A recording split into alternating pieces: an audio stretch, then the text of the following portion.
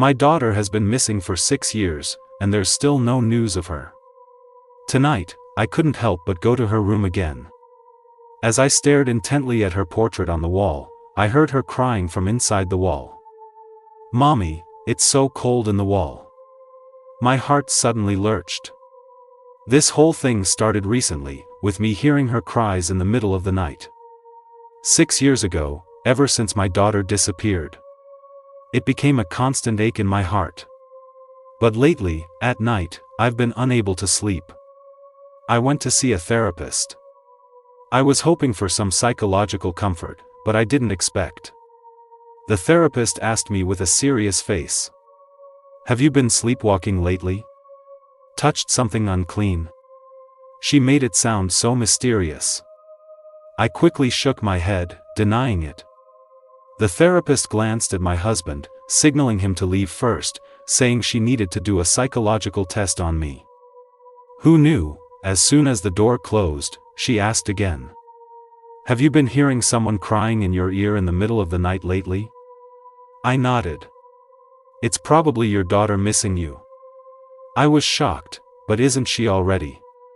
However, I must remind you, pay attention to the people around you, especially. I quickly interrupted her. But what does my daughter's disappearance have to do with the people around me? As I finished, I realized she was implying something. But before I could react, she pointed it out to me. "Heard of darkness under the lamp?" I nodded. "But my husband adores me, how could he? You probably have some dark secrets hidden in your heart too, right? Secrets even your husband doesn't know." I clenched my fists tightly. She continued, "If you don't remove this thorn, you'll only sink deeper and deeper." Sink deeper into what? My daughter's cries at night? The therapist's words were ambiguous. My daughter had been missing for 6 years. I had suspected neighbors, people in the community, even strangers on the street. But I had never suspected my husband, Mark. Because it was impossible. Believe it or not. After I went back that day, I began to observe my husband discreetly. I tested him from time to time. "Honey, our daughter has been missing for so many years. Do you think she's still alive?" My husband showed no unusual reaction, his hands didn't stop what he was doing.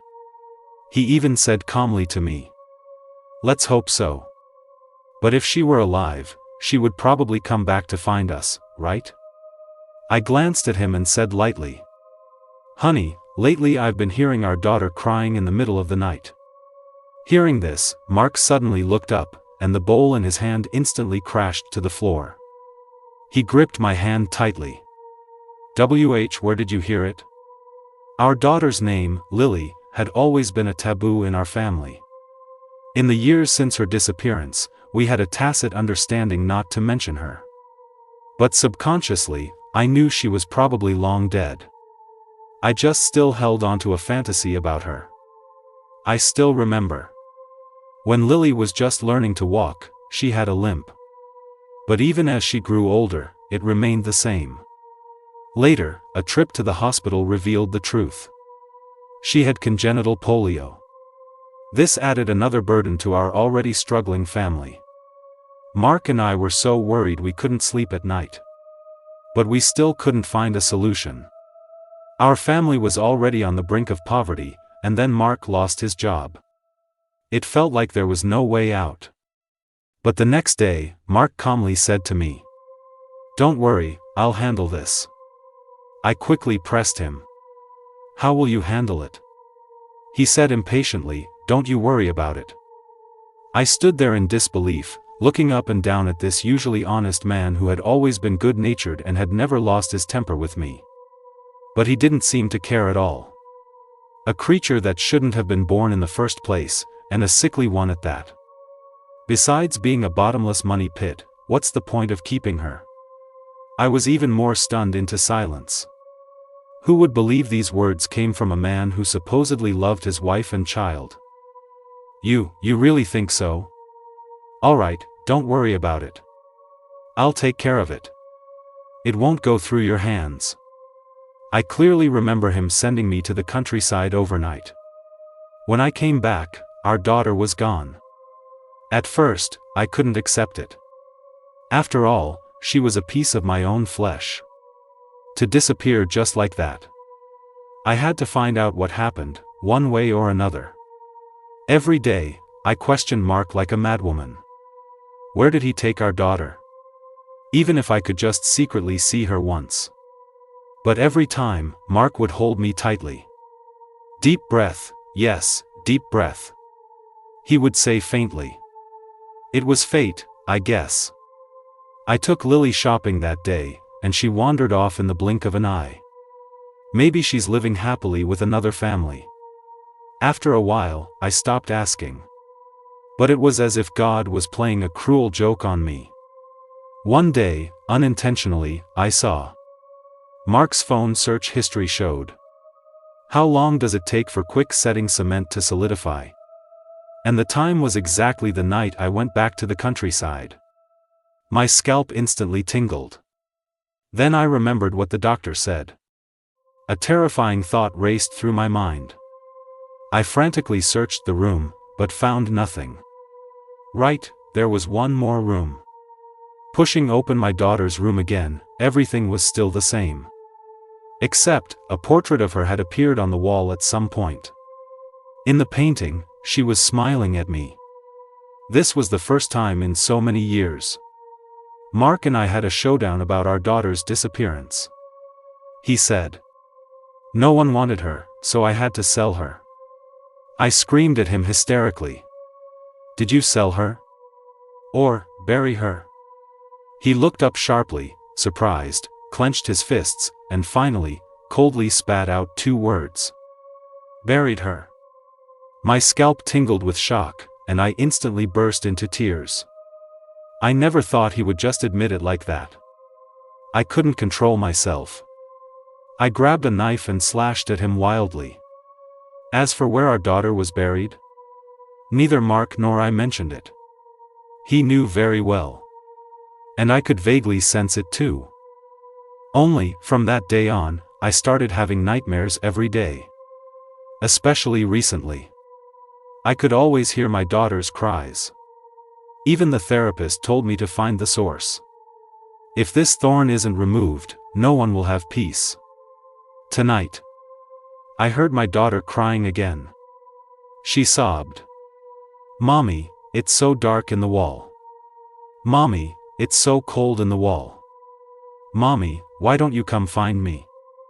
I was so scared I broke out in a cold sweat again. Ever since I found out what Mark did, I hadn't been back to my daughter's room. And, he had added 3 more locks. He said it was for my safety. I didn't understand. What wasn't safe? But her desolate cries seemed to have a kind of magic, compelling me to investigate.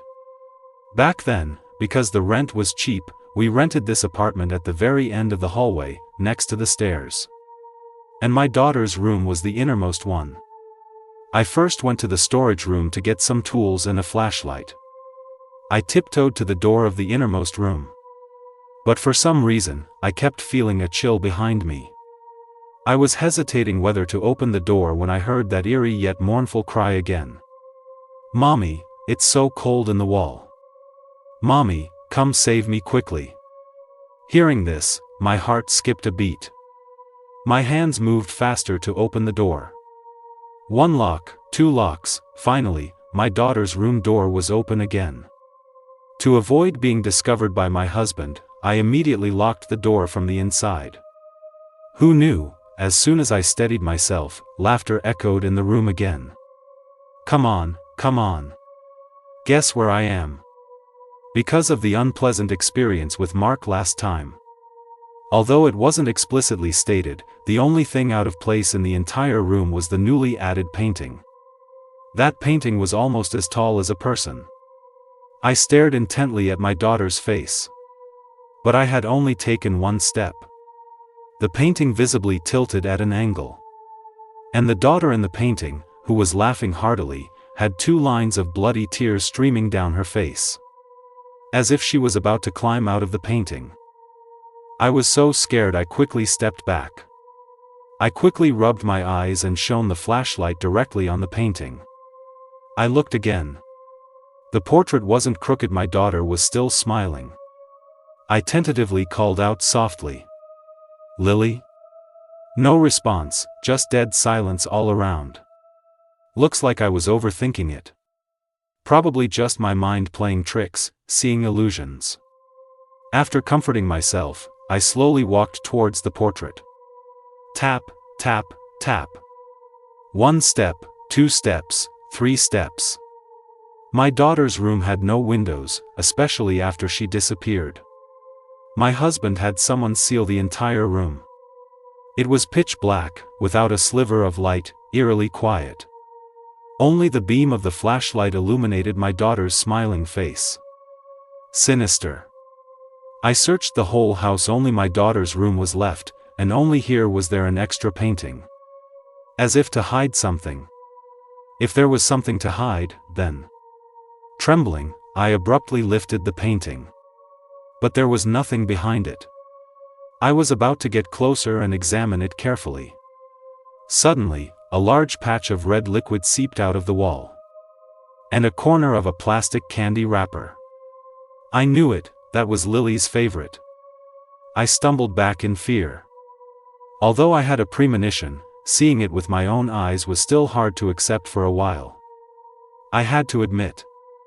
My daughter wasn't missing. She was sealed in the wall by Mark. I broke down on the spot. Sobbing until I couldn't breathe. "Let me out." Suddenly, a cry came through. I immediately clamped my hand over my mouth, my heart leaping into my throat. Lily? Impossible. Not to mention being sealed in a wall for so many years, a person would have long turned into a dried corpse. Even a few days, a person couldn't possibly survive. But this cry was definitely Lily's. Could someone be playing a prank? But only Mark and I knew about this. What on earth was going on? Before I could figure it out, a scratching sound suddenly came from inside the wall. As if something desperately wanted to crawl out. I was so scared I plopped onto the floor. Only then did I suddenly realize, whatever was inside was definitely not my daughter. I struggled to run outside. But my hands trembled so much that no matter what, I couldn't open the locked door. Suddenly, an eerie sound filled the entire room. One sound after another, sometimes crying, sometimes laughing. "Mommy, don't you want me anymore? Mommy, why did it take you so long to find me? Mommy, it's so dark in the wall. Mommy, I can barely breathe. Mommy, it's so cold in the wall." Trembling, I fumbled desperately with the lock inside.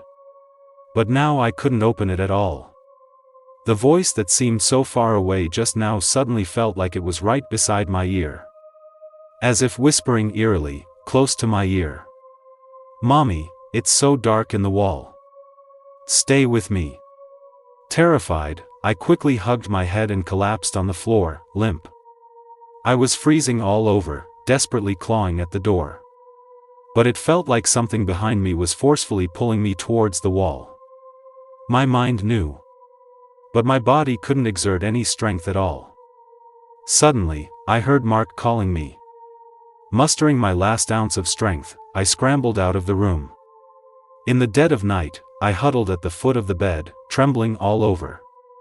Mark looked at my terrified state. Without asking, he probably guessed what had happened. His face was dark. "It was locked 3 times, and you still had to force your way in?" After calming down, I stared at him blankly. "Mark, Lily was our biological daughter, no matter what. We wronged her first. Let's hire someone to perform a ritual and give her a proper burial, okay?" Mark looked surprised and stared at me for a long time. Finally, he said impatiently.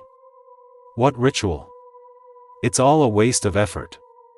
But haven't you heard our daughter crying lately?" He snorted coldly. "How superstitious can you get? Just wait, I'll tear down that wall tomorrow." Mark was gone early the next morning. I was just about to call him. The therapist called. She asked me how I'd been lately. I didn't tell her what happened last night. Remembering someone forcefully pulling me towards the wall. My scalp instantly tingled. So, all these years my daughter was missing, she was actually sealed inside the wall of her room. How could he? But by common sense, she should have long since decomposed into a dry corpse. But how to explain the recent series of strange events? I was scared, but I couldn't break free. I went to see the therapist again. This therapy session was longer than usual. By the time I returned, it was already dark. But as soon as I opened the door, I jumped in fright. Mark stood before me, disheveled, his eyes filled with fear. One look at him, and I knew. This is bad. He definitely touched our daughter's room. I immediately grabbed his arm and stared at him intently. Didn't we say we'd get someone to do the rites first, then bury her? How could you? But Mark was clearly terrified by something. He mumbled. I just wanted to check, who knew? I immediately realized something was wrong. My eyes reddened with panic, and I roared at him. Who knew what? Mark, trembling, pointed to the innermost room. Daughter is in her room. My scalp tingled instantly. My legs felt weak. But I still couldn't help running towards my daughter's room. Standing at the door, I panted heavily, not daring to open it. Is it really my daughter inside? Is she still human? But she clearly already. Before I could continue thinking, the door suddenly creaked open. A little girl holding a lollipop, with my daughter's face, ran out. She opened her mouth. Mommy, you finally came to find me. My scalp tingled instantly. Her voice was exactly the same as the one I had heard. I was so scared I stood rooted to the spot, not daring to move. She limped over and grabbed my hand. Her hand was warm, it had a temperature. This is a person. But looking at her, she really did look like Lily. Only, it was a proportionally grown-up Lily. But, this is absolutely impossible. I violently flung away her hand and quickly ran towards the door, but bumped into a dazed-looking Mark. He seemed to still be in shock, staring wide-eyed at our daughter's room. The cement that night, I sealed it very tightly. She couldn't possibly have escaped. Besides, she was just a few years old. Lily was 4 when she disappeared, so she'd only be 10 now. She limped and smiled as she walked towards me. Mommy, what was sealed very tightly? I forced a hideous smile. You're still young, you don't understand yet. Mark quickly came over to support me. But Lily was impolite. She wasn't afraid of people at all. Even though she hadn't seen us for many years, she acted as if she were in her own home. She wandered around the room. Mommy, did you miss me? I thought about you every day. Lily seemed completely unsurprised by everything she saw. She just ate the fruit on the plate, kicked her feet on the sofa, and leisurely watched TV. Mark immediately pulled me downstairs, making sure Lily couldn't hear. Only then did he catch his breath. Even though he had seen so many big scenes, he was quite scared now, sweating profusely. Honey, I'm sure this Lily is definitely fake. Because I was the one who personally sealed the cement back then, she couldn't possibly still be alive. I haven't even asked you yet. What were you thinking? Who told you to break down the wall?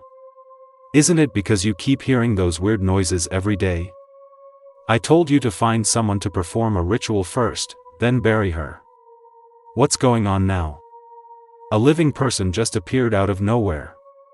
Mark suddenly leaned closer and whispered. How about, I seal her back in? I violently pushed him away and quickly looked around, making sure no one heard. I quickly warned him.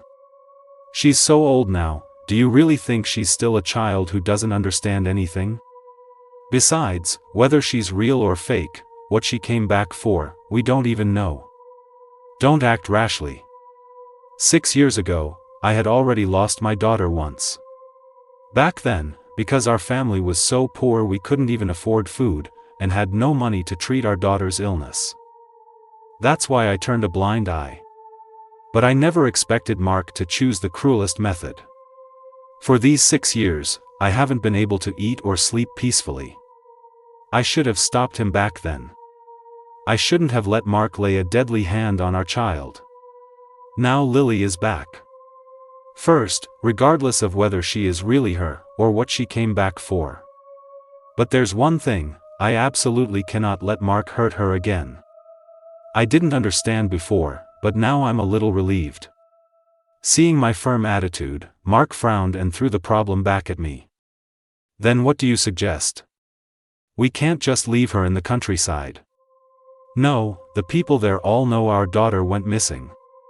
And we still don't know if she's real or fake. What if she goes there and says something inappropriate? Mark scratched his head in frustration. This won't work, that won't work. If you ask me, we should just seal her back in. It's less trouble. Out of sight, out of mind. I glared at him fiercely. Only then did Mark impatiently shut up. I remembered before, we had agreed to first have someone perform a ritual, then give her a proper burial. Besides, we still don't know what kind of thing has returned. I'd long heard that at the tranquil temple on the mountain, there was an eminent monk with the Dharma name Master Void who had opened his third eye. It was said that with just one look at a person, he could see their past and future lives. How about we invite Master Void down from the mountain? Mark frowned upon hearing this. Since when do you even know monks? Master Void from Tranquil Temple, who doesn't know him? The key is whether he knows me. Of course. The truth actually is, recently I found out about those dirty things he did. Besides atoning for sins. I also kept dreaming of my daughter crying for help in the middle of the night. I couldn't sleep well, tormented every night. Besides seeing a therapist. I also regularly went up the mountain to offer incense. Once, when I went up the mountain to offer incense, I saw Master Void.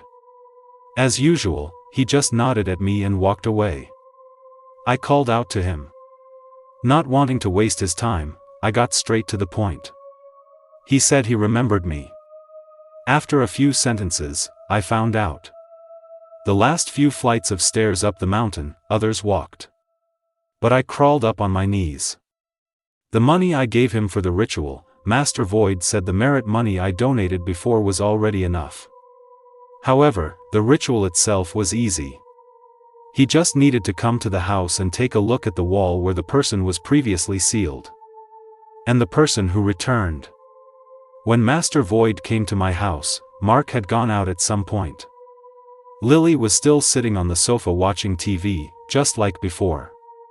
I led Master Void to my daughter's room. He stared at the portrait for a long time. Before I could speak, he directly tore down the portrait. I didn't even know when Mark had repaired that wall. If you didn't look closely, you wouldn't see a crack. He walked over, tapping and knocking.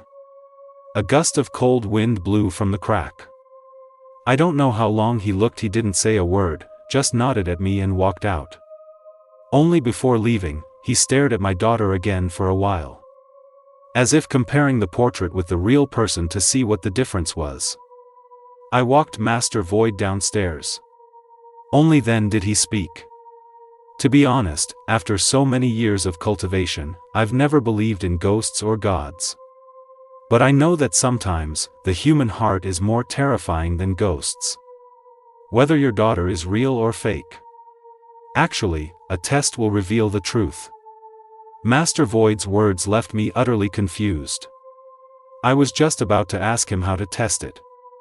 He said, "If you want to perform a ritual, I can help you.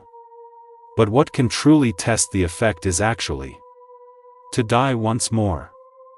I was so shocked I couldn't speak for a moment. What does die once more mean? A person only has one life. What kind of international joke is this? I quickly waved my hands, saying no. But he said calmly, "Listen to me slowly." Master Void told me a lot, but I actually only understood one sentence. That is, after he finishes the ritual, he plans to seal himself in. Are you crazy? I was so shocked I momentarily forgot my manners. Don't worry, I haven't finished. If I'm sealed inside, and after a few days, I stand before you unharmed, then your daughter is real. But what if? Master Void chuckled, and said nonchalantly, "Everyone has to die eventually." Before leaving, he threw down another sentence. "I've calculated the date. 3 days from now is the full moon, a good day, the feng shui is right. To die once more." Master Void was very punctual. Before he arrived, we had already sent our daughter to the countryside. I looked at him with some heartache. "Little master, seriously, you really don't need to seal yourself in for this. This is real cement. What if you really can't get out? That's tantamount to murder." I was extremely anxious, rambling incoherently. Master Void, however, spoke calmly. "Voluntary action is not murder. If it's really as you say, then it can only be fate." Ever since Master Void was sealed that day, our whole family moved to the countryside. But I still couldn't understand. A chance encounter, why would Master Void risk his life? Just like that, I nervously recorded the video. Mark resealed Master Void according to how it was done 6 years ago.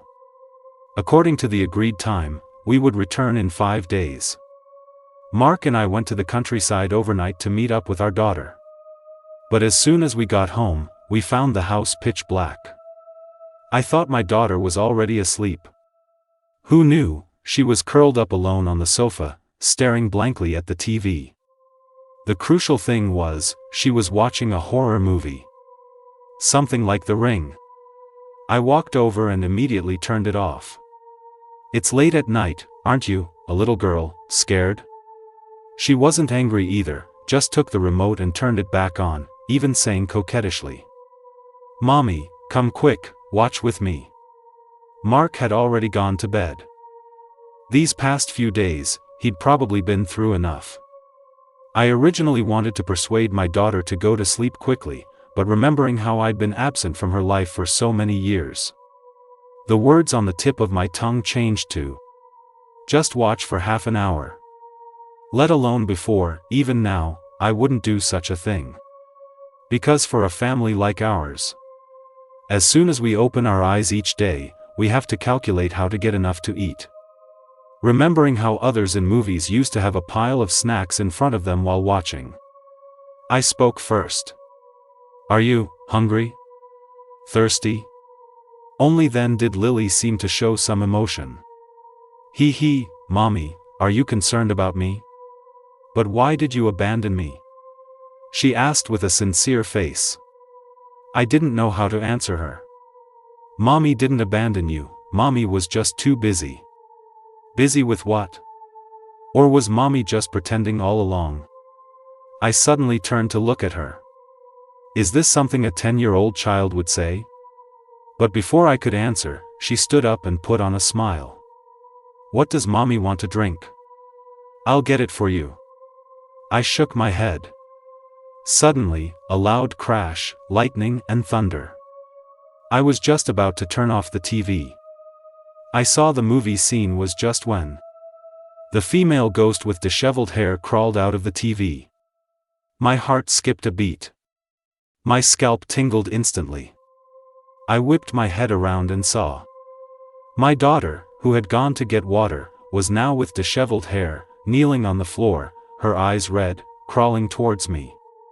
All the while, she kept asking, "Mommy, since you didn't want me, why did you give birth to me? It's so dark in the wall. It's so cold in the wall. Mommy, stay with me." I stumbled back in fear. My scalp tingled, my whole body trembled, and goosebumps covered my skin. For a moment, I was too shocked to speak. I could only rely on my survival instinct, grabbing her hair and slamming her against the wall, again and again. Again, and again. Can't stop. Absolutely cannot stop. She's here to take my life. She really is a bastard. Boom, another clap of thunder. It hurts, it hurts, it hurts. Mommy, I was just joking with you, and you want to kill me? Mommy, do you hate me that much? I regained some of my senses. Mommy, let go. My daughter, beneath my hands, was crying her eyes out, looking incredibly wronged. Where was the terrifying figure from just now? Mark was woken up by the noise and impatiently pulled my hand away. He pulled me to a corner and whispered, "Are you crazy? And you told me not to. Do you even know what you're doing?" I didn't. Lily stood up, looking aggrieved. You did, you just wanted to kill me, you just wanted to kill me. I looked at her in panic. Next, she asked pitifully, "Did Mommy forget to take her medicine again?" Looking at the tuft of hair I had pulled out on the floor. My heart ached. I slowly walked over and hugged her tightly. I'm sorry. Mommy, it's not your fault." She said these words.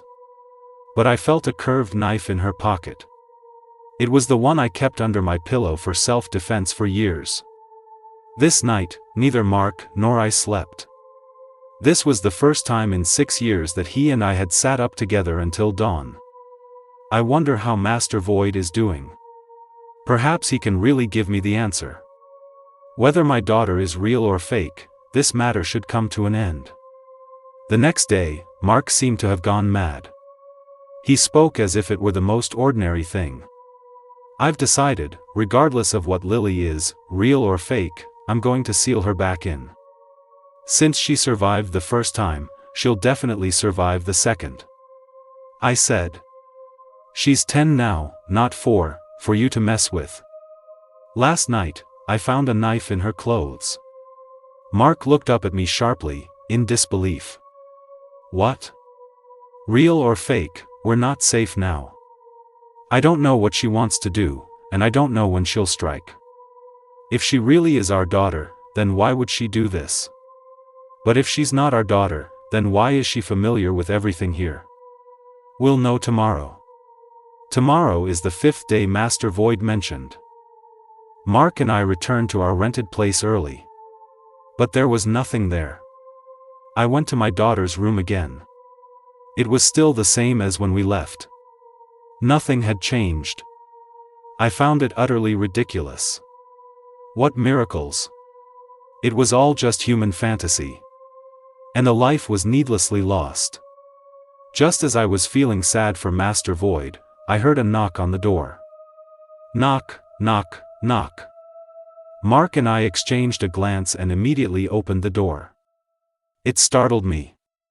Outside actually stood a living, breathing Master Void.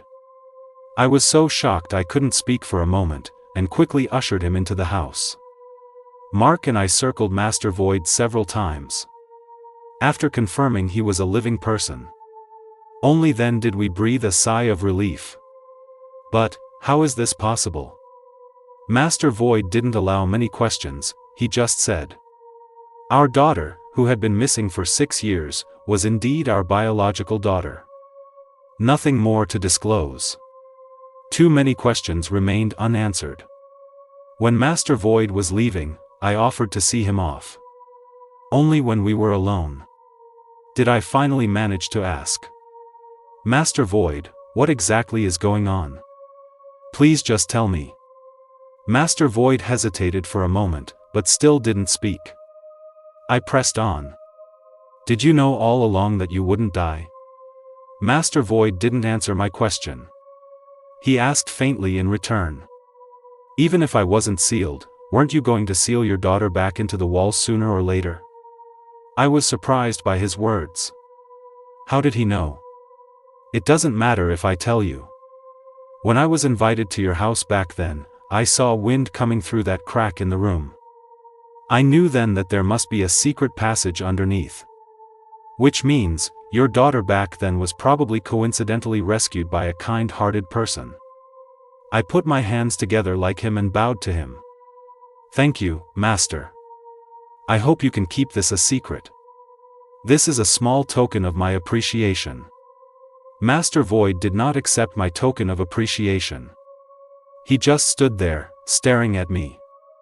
I'm not interested in these things. I just want to know the truth. The truth? Yes. A truth you've hidden from everyone. I clenched my fists tightly, staring at him. He said calmly. Seeing you offer incense so devoutly every time. At first, I also thought you were a mother who pitied her daughter and truly repented. But a mother's gaze towards her daughter, why would there be hatred? Originally, I thought she wasn't your biological daughter, which is why you had such thoughts. But the result proved she is your biological daughter. Then why did you still cruelly kill her?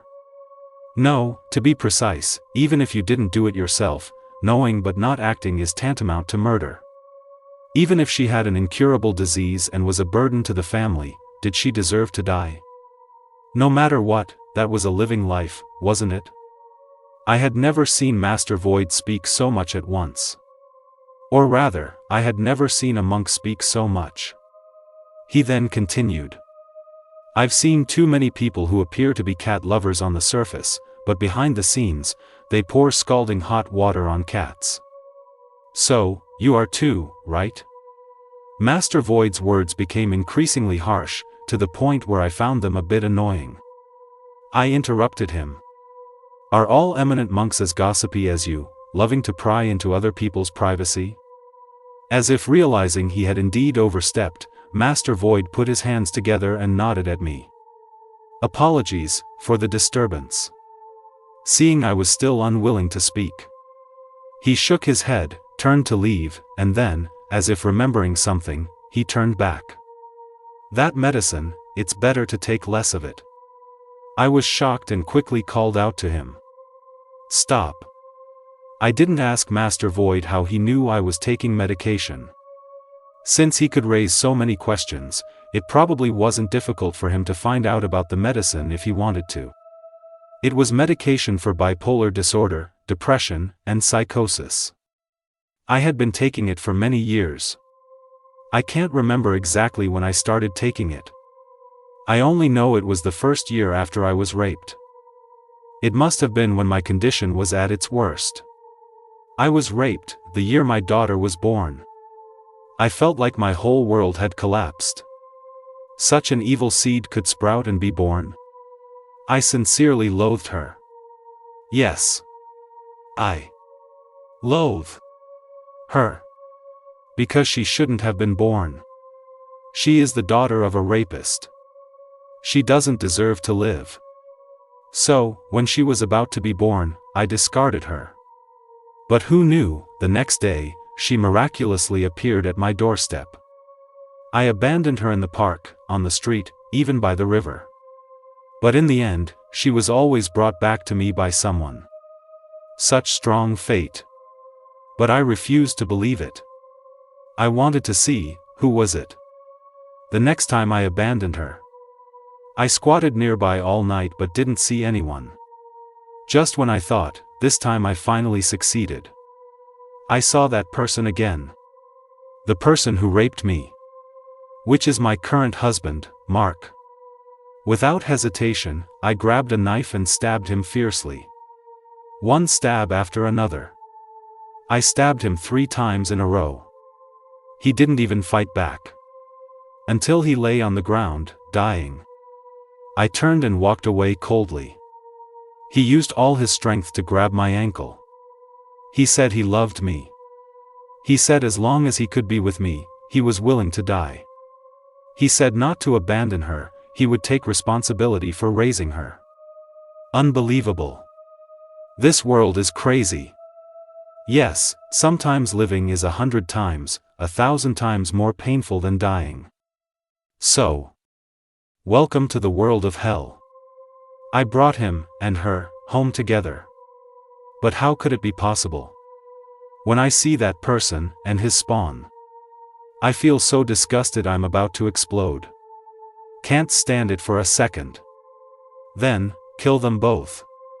Mark knelt on the ground, refusing to eat or drink for a whole week. Just to beg me not to hurt her like that. Boring and uninteresting. But what could I do? Even heaven was helping me. That person's spawn was diagnosed with polio. Hooray! Heaven is truly on my side. Since she has to die anyway, why not help her and not let her die so painfully?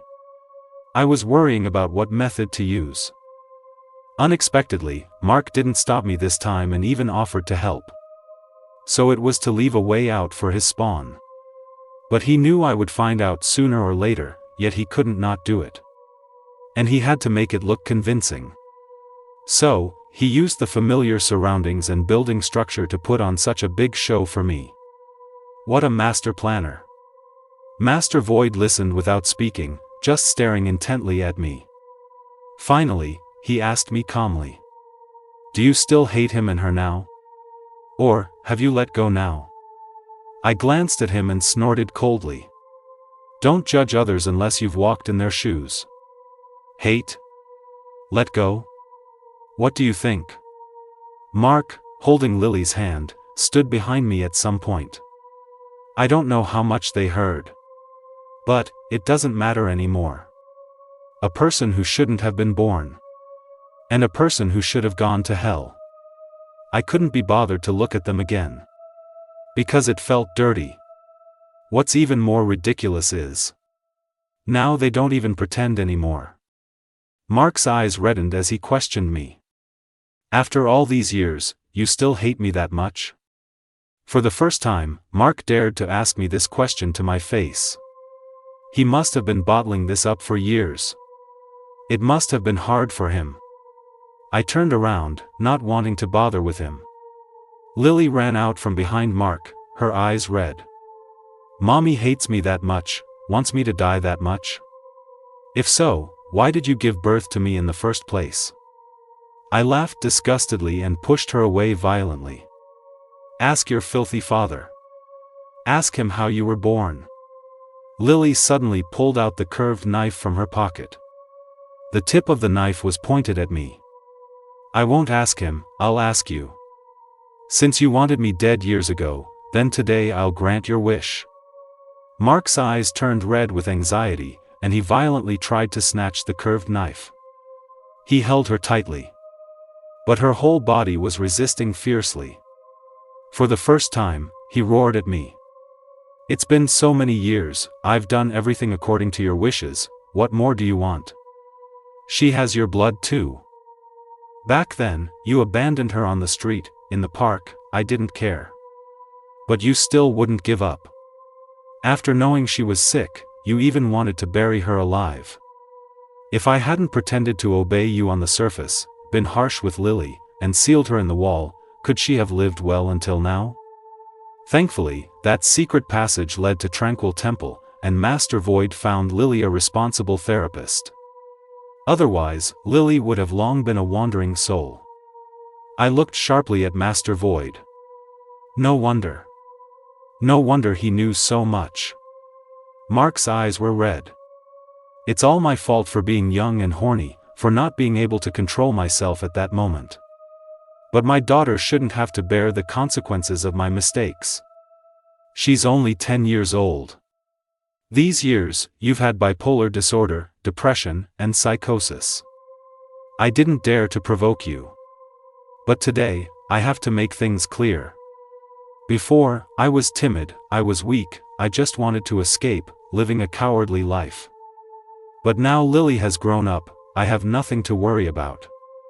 This life, if you want it, take it directly. But, please don't hurt Lily anymore. I'm tired of hearing this. How ridiculous. When did the abuser become the victim? I couldn't be bothered to waste any more words with him. I turned and walked away. As if having made some kind of decision, or perhaps because someone was present. Mark grabbed me and ran towards the middle of the road. Watching the speeding truck, I didn't have time to react. Let alone dodge. I was violently pushed to the side of the road. And Mark was hit by the truck in the middle of the road. I don't know what Mark was trying to do. But I knew he was definitely acting again. Still acting with his life. Acting for everyone to see, or perhaps he was burning his bridges. The matter of our daughter's disappearance ended so carelessly. And Mark was hospitalized. If the hospital didn't need a signature, I wouldn't even bother going. Naturally. Taking care of Mark fell on our daughter's shoulders. But Lily also wanted to refuse. This was something I never expected. Logically, Mark had been secretly taking care of Lily these past few years. Lily should have had a better and closer relationship with him. But it was obvious that Lily was intentionally or unintentionally distancing herself from him. Instead, towards me, who had repeatedly tried to abandon her, she tried every possible way to get closer. I couldn't understand. Until that day. I saw. My daughter stood before me, covered in bruises, in a daze. Dead memories began to assault me. This situation was exactly the same as when I was raped that day. My scalp instantly tingled. That bone-chilling coldness shot straight to the top of my head. My head felt like it was about to explode. I subconsciously reached for the curved knife under my pillow. But I couldn't find it. I remembered, it was on Lily, yes, on her. I started frantically searching her. But what met my eyes was large patches of bruises, red marks, pinch marks. And between her legs. I trembled all over. She knelt before me, trembling and clutching my legs, crying until she couldn't breathe. "Mommy, I know you hate me, but please don't hate me yet. When I called out to you from inside the wall, I really hoped Mommy would come save me." I asked him. How was I born? Why does Mommy hate him? He laughed. At first, he said I would understand when I grew up. But when I asked too many times, he got impatient. That day, yes, the first day I appeared in the room. I saw his eyes instantly change. The smile on his face also became very ferocious. Then he stripped off my clothes and said he would personally show me how I was born. And then again and again. "Mommy, let's kill that rapist together, okay?" At that moment, my daughter and I reconciled. It all transformed into a towering hatred for Mark. Looking at my daughter's bruised body, I nodded vigorously. Ever since we laid our cards on the table with each other, Mark stopped pretending. That day, as usual, I sent my daughter to Tranquil Temple beforehand. Mark came home drunk. He stumbled around the house, yelling for water, but no one paid him any attention. He couldn't find anyone, so he started smashing things in the room as if to vent his anger. I stood at the doorway of my daughter's room and beckoned to him. He walked unsteadily, swaying this way and that. As if drunk, emboldened, with no inhibitions. He reached out and poked my forehead, then sniffed behind my ear. "Smells good." "What? Tonight, you two together? To serve me? I haven't tried it before, but it must be especially good." I smiled. "Weren't you asking for water? This is for you. Drink up." Mark and I were husband and wife. But apart from that year he forced himself on me. After our daughter disappeared, we never had marital relations again. It seemed he had been holding back for a long time. He couldn't wait another moment and gulped down the water I handed him in one go. Then, he violently smashed the cup on the floor and lunged at me, laughing. This time, I didn't dodge. What awaited him? Was me stabbing him 7 times. Every stab was fatal. 1 stab for each year, and 1 he owed our daughter. I bought quick-setting cement and sealed him back into the wall. But this time, I checked beforehand to make sure there were no more secret passages. I renewed the lease for another 2 years. That night, I packed my luggage and returned to the countryside overnight.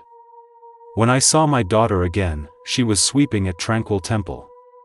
Seeing her, I thought back on these years. I decided to spend one last night with her on the mountain. I donated half of my savings to the temple. The other half, I gave entirely to Master Void. He didn't want it. I knew that already. But I told him, "This isn't for you, this is for my daughter." He didn't ask any more questions.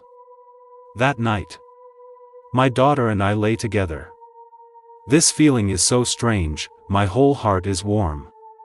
So good. Only, what a pity. It can only be the last night. I patted her back and said softly to her, "Lily, no one will ever hurt you again. Remember, don't look for mommy. Live well.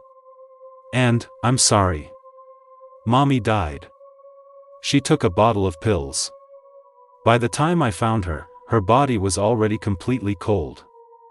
I buried her behind the mountain to keep me company. When I die, I want to be buried with her. Although I was born in filth, I love her too. After all, she is the mother who gave me life. However, next life, I hope I don't meet her in this way again. I hope in another parallel world, she can meet someone who loves her. And I am the fruit of their love.